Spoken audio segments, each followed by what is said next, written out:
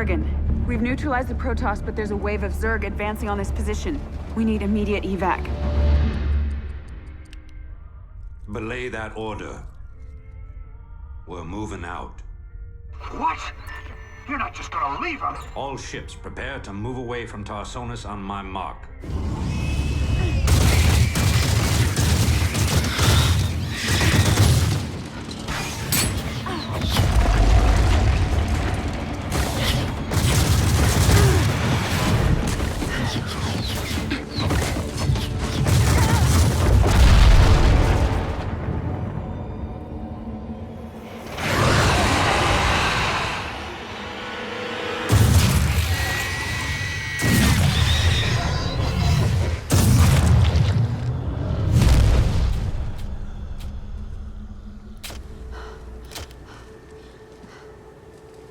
Boys, how about that evac?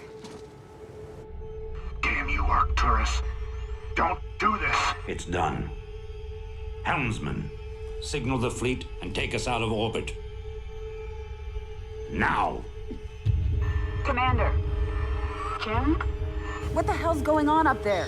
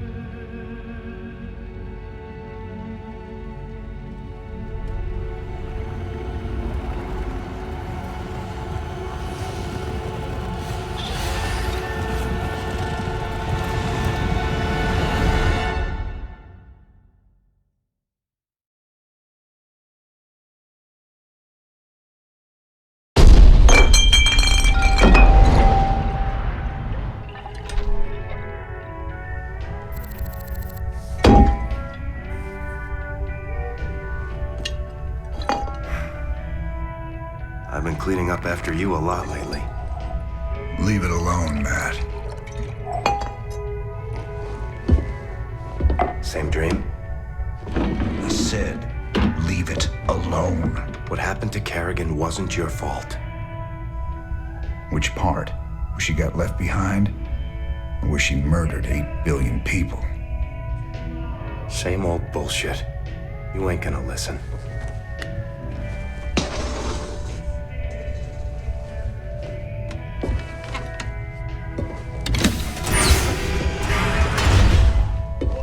Man, do you even see what you're becoming?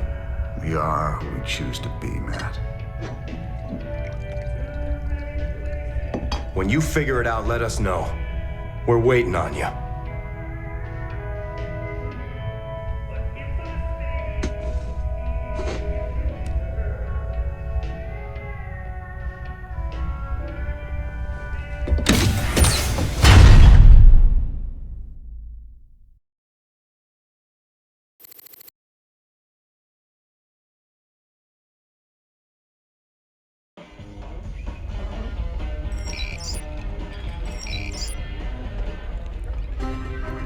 Kate Lockwell for UNN. The elusive Queen of Blades was spotted on Tirador recently. Dr. Emil Nerud, head of the renowned Mobius Foundation, had a run-in with the alien queen, but is currently unavailable for comment. In a statement, Dr. Nerud credited Raynor's Raiders with keeping the Queen of Blades from achieving Kate, her... I'm sorry to interrupt, but we have a breaking story. Apparently,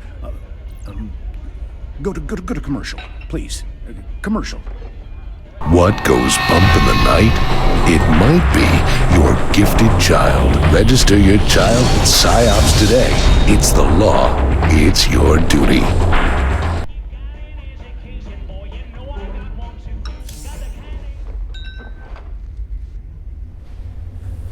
I don't like them artifacts. Machinery, I understand. Weapons, no problem. Those artifacts, they're like magic or something.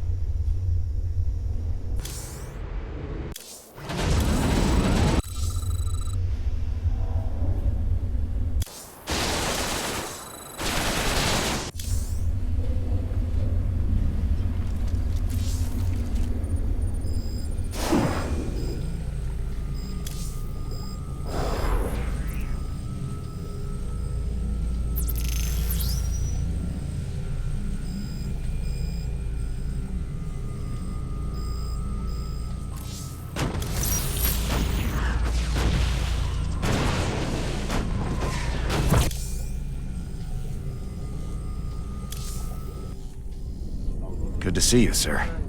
All available missions are ready for your perusal on the star map. Matt, hell, just... thanks, I guess. Yeah, I've been thinking about Tirador. And you know, there's gotta be better ways to make a fast buck than diving headlong into an alien invasion. If it gets too hairy for you, just try and think of the money. I'm trying, old buddy. I'm trying real hard.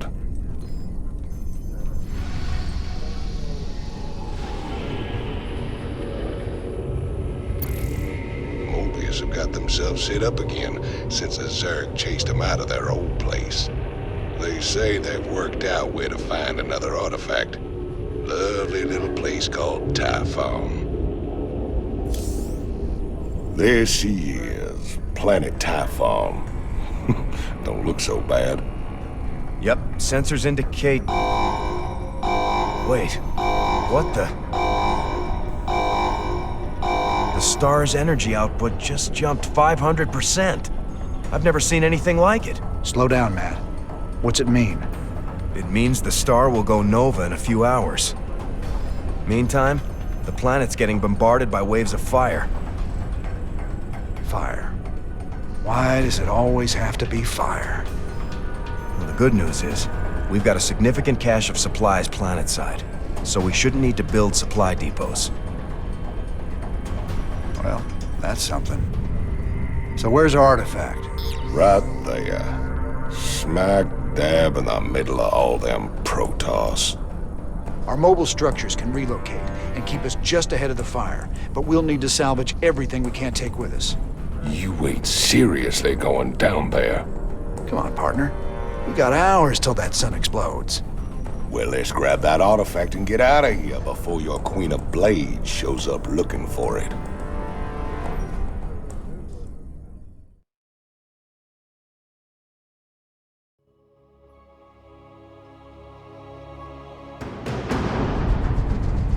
Done and done. Screaming fury. Hope you brought your sunscreen, cowboy. Now ain't the time, Swan. Relax, hotshot. I got something useful for you. Banshees. These babies can blow the snot out of ground forces. Got cloaking, too. Gotta love that. Whoa, careful of those Protoss cannons. They can detect Banshees even when they're cloaked.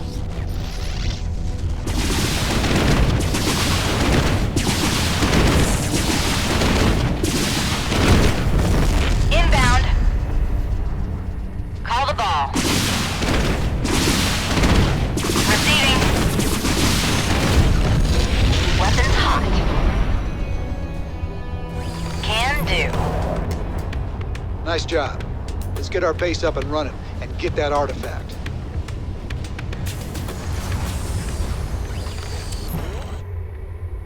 What's going on?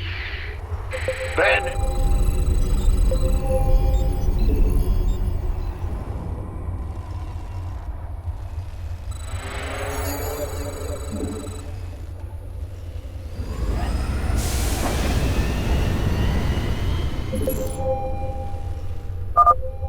Warning, fire wave approaching. Hold back.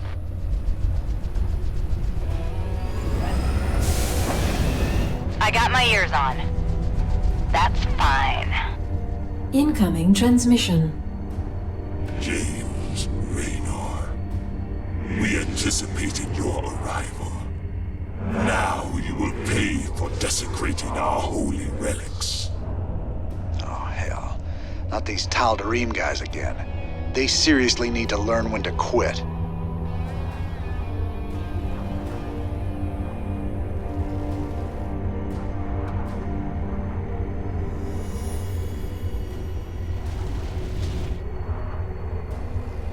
Engaging. Been waiting on you. Aye, aye, sir. Raven online. This better be good. 10-4. Oh, it's on. Who wants some?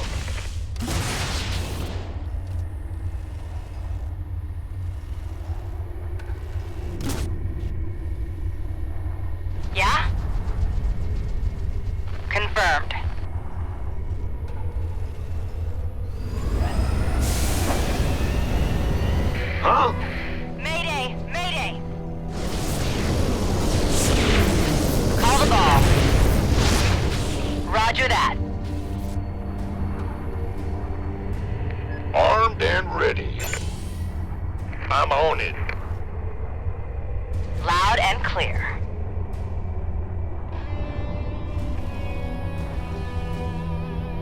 Command.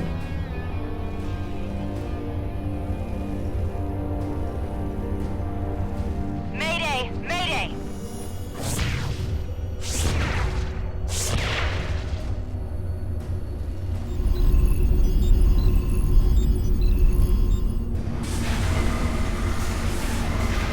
Mayday! Mayday!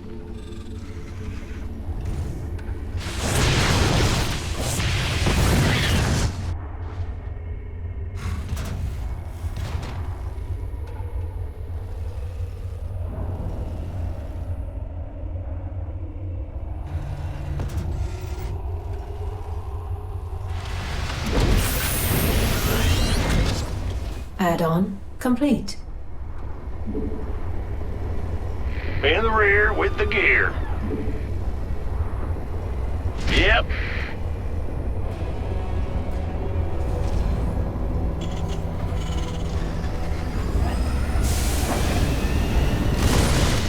State your request. Not enough energy. Command authority registered. Job confirmed.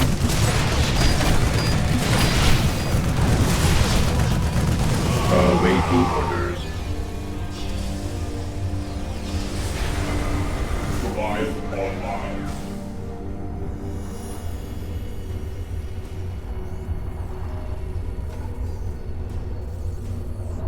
Ready for service.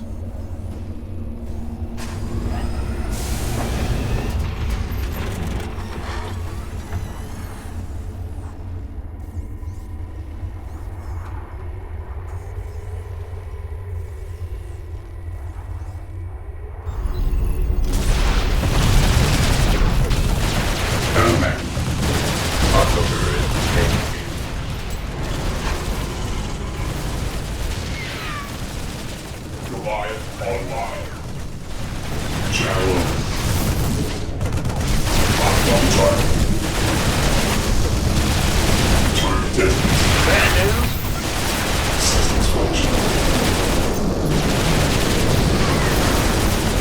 Confirmed.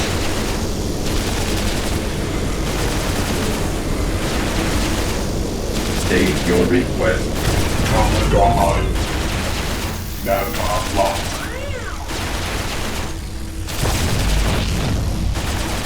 I received that.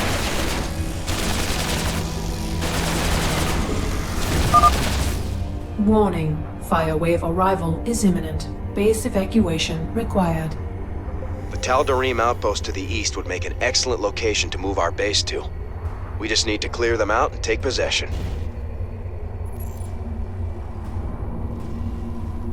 Mineral field depleted. Goliath online.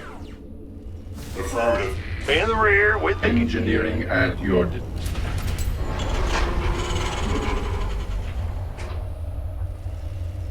Mineral field depleted.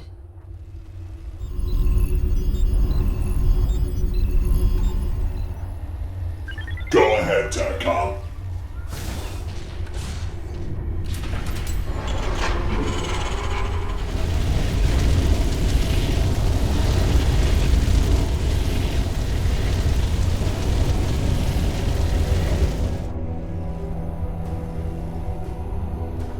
Goliath online.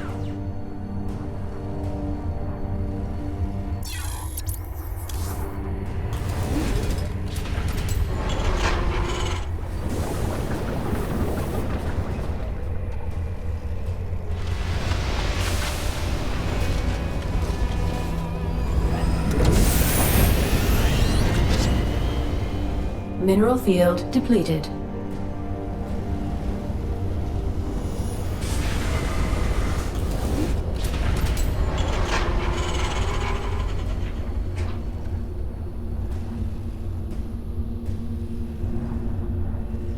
Base is under attack.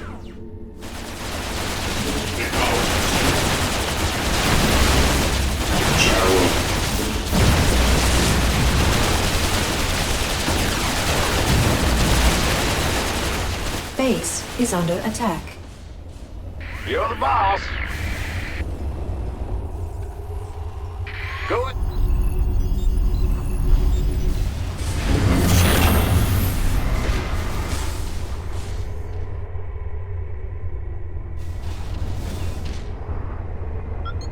Systems function.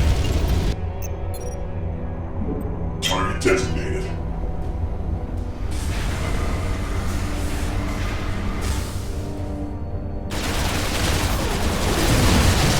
Conflict online.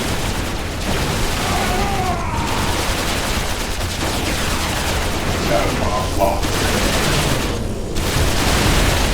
Affirmative. Confirmed. Weapons hot. Received. Target designated. Acknowledgement. Channel open.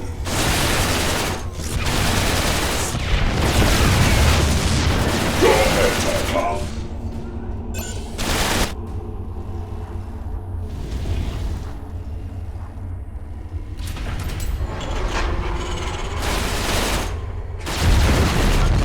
Systems function. Bad news? Channel open. Upgrade complete. Navcom locked. I received.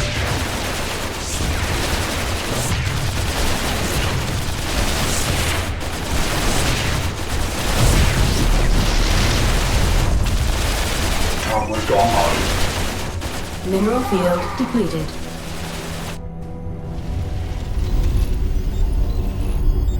Scanning battlefield conditions. Understood. Big job, huh?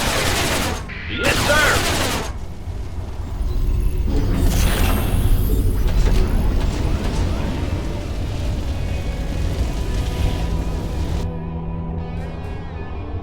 What's going on? Yeah, whatever.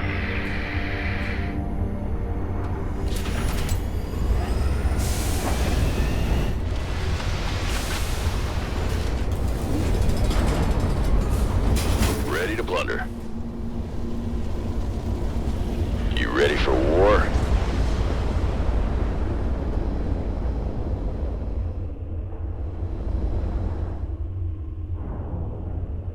Awaiting order. Can't hold them alone.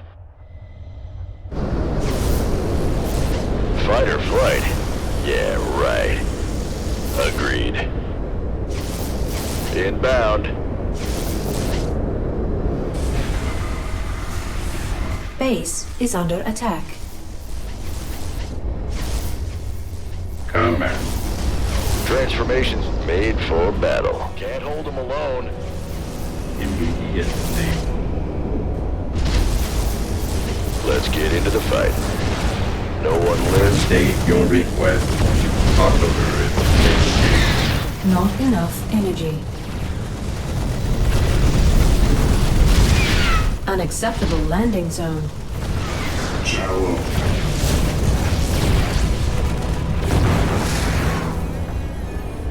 In the rear with the gear.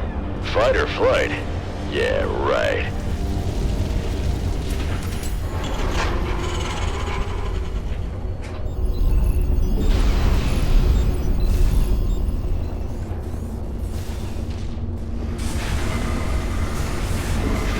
Base is under attack. Made for battle. Go ahead, Tech. Upgrade complete.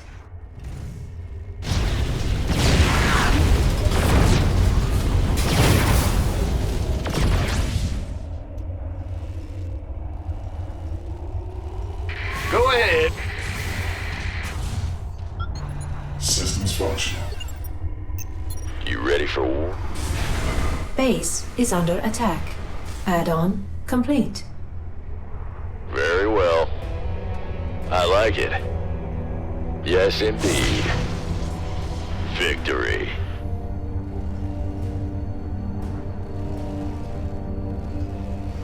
Can't hold them alone. Base is under attack. Bold. need. Comment online.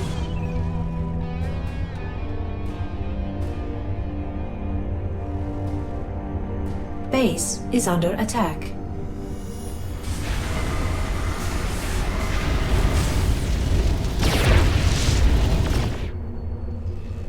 Awaiting orders.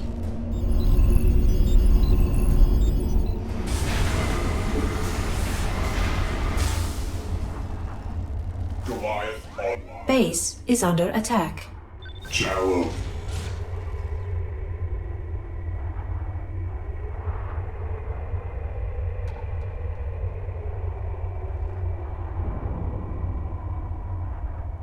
Base is under attack.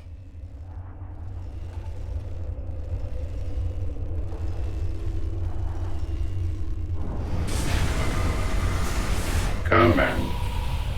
Order accepted. Commencing. Mineral field depleted. Underway. Goliath online. This Tal'Darim base is in a good spot for us. We just need to clear them out and take possession.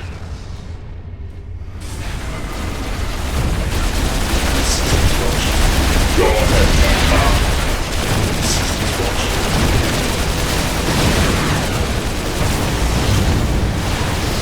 Go ahead, Tank. Fight or flight? Yeah, right.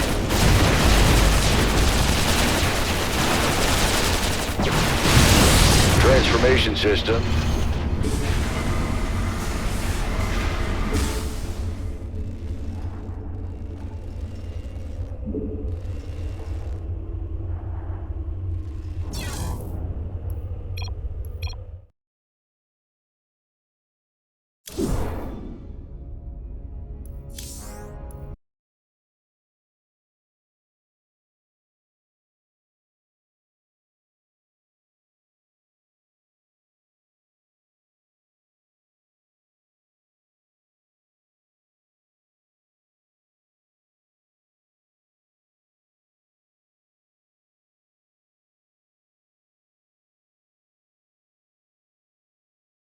Nu är det januari-rea hos XXL. Dubbskor från Icebank endast 999. Upp till 70% rabatt på mängder av hockey. Och fleecetröja från Haglöfs nu 359. Se alla erbjudanden på xxl.se och i närmaste varuhus. Jag såg och diskade en tallrik och den gick mitt i tu och skar mig i rätt. An educated lady, known to be of impeccable character, is sitting at her computer. She pauses for a brief second, looking outside at the night sky, and then writes, "With a gun in the street. $12,000 is fine. Just do it ASAP." Whoever's on the other side of that message writes, "For $4,000 we'll throw acid in her face, and for $50,000 we'll torture her to death." The woman shakes her head. "No, just kill her." That's based on a true story, and the person this woman was talking about could have been you. Today you'll hear about hitmen, drug traffickers, killers, even cannibals, who've all at some point been caught up in the darkest part of the internet. You'll hear why this is not a place you should go to, and we'll give you many reasons why. First of all, you should know where you're going when you visit the dark web. In short, it's hidden within something called the deep web. The deep web is just a part of the internet not accessible by your standard search engines, and that makes up most of the net. The dark web accounts for only about 0.01% of the deep web. To get there, you'll have to download certain software on your computer, such as the Tor browser. This should give you anonymity, although as you'll see today, it's not always the case. Tor was invented by the US government to create anonymous communications, and today you'll find journalists and activists using it, as more open communication could find them in a spot of trouble. WikiLeaks, for instance, is part of the dark web, although it publishes on the open web. With this in mind, it's not illegal to download some software and start using the dark web. It's what you do with all that anonymity that counts, which is what you're going to hear about in this rather dark show today. Let's also remember that you might just be a curious sort of person who just wants to have a look around the dark web. But by doing this, there's always the chance that you might walk down the wrong virtual alleyway and find yourself in a place you wish you'd never gone. You might also be a marked man after this, or worse. Before we talk about the really creepy stuff on the dark web, we should first talk about drugs, the illegal kind. Some of you might have met a person who told you they ordered the purest drugs they've ever had on the dark web, and it was delivered to their door without a problem. Wow, how convenient. But listen on before you put your order in for a sheet of colorful acid tabs and 2 dozen ecstasy pills that look like little Lego bricks. You can indeed do this, and many people have, with one former big fan of the dark web drug business calling the place Amazon run by the cartels. He explained that just about any illegal drug you could think of was there on offer, including precursors. You fans of Breaking Bad will know that these are the substances you need to make certain drugs, such as crystal meth. And believe it or not, the sites selling the drugs are often pretty reliable since there is a place to give feedback to the seller. So you might find a comment that says Grade A Coke and delivered on time, top seller. A few years back, there was a seller with the name of Jesus of Rave. On his site, he stated, in a quite professional way, working with UK distributors, importers, and producers to source quality. We run a tight ship and aim to get your order out the same or next day. This tight ship also refers to our attitude to you and your privacy. We've been doing this for a long time. It seems that ordering drugs on the dark web in Britain really took off a few years ago. There are also lots of recent news reports stating that seizures of ecstasy and amphetamines in the post has increased dramatically, with the drugs mostly coming from the Netherlands after being ordered on the dark web. The Guardian wrote this in 2019. Criminal organizations in the Netherlands are major producers and exporters of synthetic drugs, exported via sea containers or trucks. But there is said to have been a growth in online purchases in which the postal services are exploited. The US, Australia, and New Zealand are the main recipients outside of Europe. A criminal who crosses the line could find themselves facing the gallows or the headsman at any point throughout history, although crossing the line could mean anything from murder to and terrible execution. So how long could someone survive a flaying? The combination of blood loss, infections, shock from extreme pain, and hypothermia from exposure to the elements without the protection of your skin means most people could survive few days at the most after being flayed. The skilled Assyrian torturers knew how to remove the skin smoothly, often keeping it in one piece for it to be displayed as a horrible flag of warning. They were clearly proud of their skill, and torture is immortalized in many of their art pieces from the era. And while the Assyrians eventually passed into history, the method became less common but did not die out. It was a common method of torturing religious heretics in empires for more than 1,000 years, and while using it on a human today would be frowned upon, it's still a common skill for hunters who want to keep an animal's pelt intact for use. But that's nothing compared to what the Persians came up with. Number 14. The boats. Flaying usually kills people after a short period of intense torture, but other methods keep the pain going for a lot longer. When a soldier named Mithridates murdered the brother of the king wanted him to suffer. Sure, the king's brother had been attempting a coup, but it didn't matter. He ordered the soldier to be taken to the boats. This wasn't exile, it was something much worse. The condemned could be taken to a pair of boats, with one lying on top of the other. Holes would then be cut in the boat for the victim's head, hands, and feet. So he would be trapped inside. But then the real torture begins, and it starts with dessert? The condemned man is force-fed a mixture of milk and honey, pumping him full of the sweet mixture until he's nearly to the point of nausea, and left in the sun with the sticky substance drying all over his face and body. And from there, nature takes its course. The sweet mixture starts attracting insects, who land on the man's body and begin sucking it off of him, creating a constant feeling of irritation. Joining the flies will be bees and wasps, which will be painfully stinging him. And inside the boat, the man's bloated body will release excrement, which will attract worms and other vermin. Inside the darkened boat, they'll start biting at his body and eventually burrowing in, leading him to die a slow, painful death from his body being consumed by vermin. This technique seems to have only been used in Persia, although it horrified the Greco-Roman historian Plutarch so much that he made a special mention of it in his biography of the sadist king who invented it. Was this just one madman's creation, or was this a common fate for criminals and traitors in Persia? The answer might be lost to history. It wasn't the only time animals were used to bring death. Number 13. Poena Coulée. Roman law was one of the most advanced systems of law the world had ever seen at the time. And that also meant the judges could get a little more creative. When a judge had a suspect in front of him who had been convicted of killing a large leather sack. But he wouldn't be the only one in the sack, he would be joined by a collection of live animals, none of them friendly. At which point the whole collection would be thrown into the water to drown, with the idea that the animals would savagely attack the unfortunate man in their panic as they all sank down to their watery deaths. No word on if the animals were convicted of anything. But what animals were chosen for this terrible ritual? This varies, but one thing that seems consistent is that they were all capable of causing pain. One common choice was a rooster, whose beak and talons were capable of dealing out a lot of damage quickly. Also common was a venomous snake, who's more likely to bite when panicked. Not even a man's best friend was safe. A wild dog was a common addition.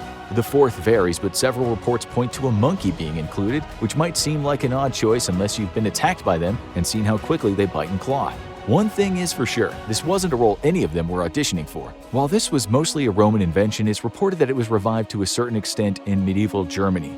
There, only a cat and a dog the condemned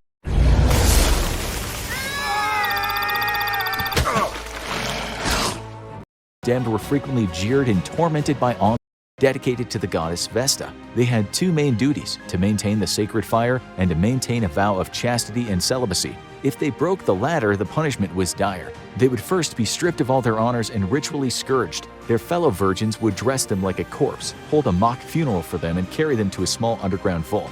There, they would be left in what looked like a small room, oddly containing a couch, lamp, and even some food. And an area where the vault was built would be filled up with dirt and buried. The horrible ritual was conducted around 10 times over the 1,000 years that the Vestal Virgins existed. This continued as a form of punishment for thousands of years, but how severe it was depended on the circumstances. The murderous Hungarian Countess Elizabeth Bathory was immured within her own castle, but she was supplied with food and lived for 4 years in her palace tomb. Now let's get into the Middle Ages, which were called the Dark Ages for a reason.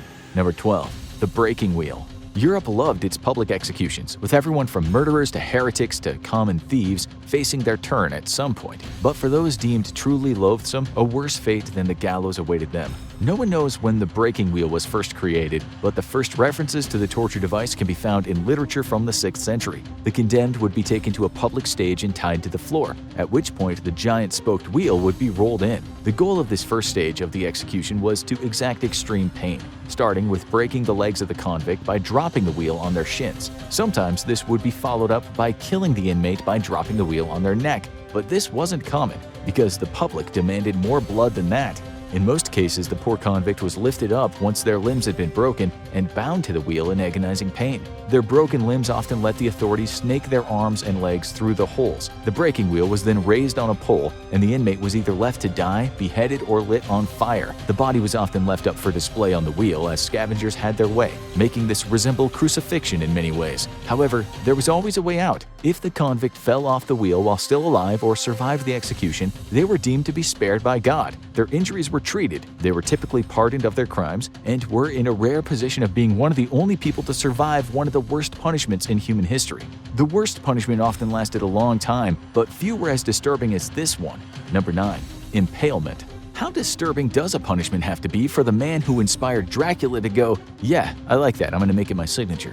Despite the association with the infamous Vlad Tepes, the Romanian leader didn't create the punishment of impalement. It had been used since ancient Mesopotamia as a way to punish particularly hated criminals. It was a simple method, but almost unspeakably brutal. A large sharpened stake is taken and inserted up the backside of the unfortunate convict and pushed forward until it emerges through the mouth, almost always causing fatal damage. They were supposed to serve as a message, as the stake was then raised and planted in the ground, with the victim still attached to it. In the most brutal cases, fields of these victims were planted as a grim warning to anyone thinking of invading the territory. At least it'd be a swift death though, right?